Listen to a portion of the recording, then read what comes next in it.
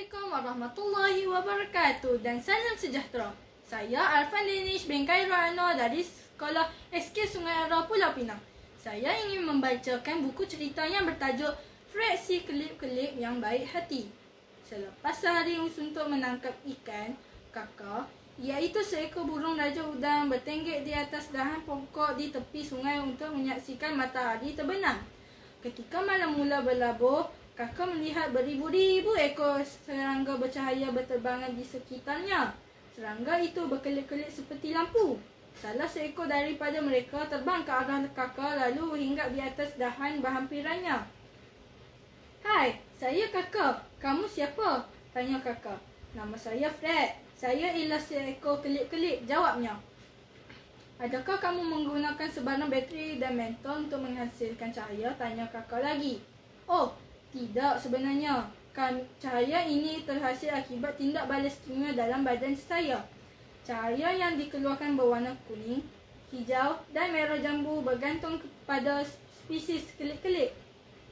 Cahaya ini juga tidak mengandungi gelombang inframerah dan ultra ungu." Terang Fred. "Mengapakah kamu semua mengelipkan cahaya?" tanya kakak pula. "Mereka yang terbang di sekitar kita dengan cahaya yang berkelip ini ialah kelip-kelip jantan. Mereka hendak menarik perhatian kelip-kelip betina," jelas Fred. "Kelip-kelip betina juga akan memimik kedipan balas kelip-kelip jantan spesies lain. Spesies kelip-kelip jantan lain yang tertarik dengan kedipan kelip-kelip betina akan terjadi mangsa sebaik saja ia menghampiri kelip-kelip betina itu," jawab Fred. "Hah, bahaya tu. Baik kamu berhati-hati," kata kakak. "Jangan bimbang, keadaan ini tidak terjadi dalam spesies yang sama," ujar Fred sambil tersenyum. Kakak juga terlihat tumpukan kecil cahaya yang datang dari tepi sungai. "Apakah benda yang bercahaya itu?" tanya kakak. "Itu larva kami yang dipanggil ulat Kalimantan. Ia juga boleh mengeluarkan cahaya," jawab Fred. "Tidakkah ulat Kalimantan terdedah kepada pemangsa dengan cahaya yang berkelipan pada badannya?" tanya kakak lagi.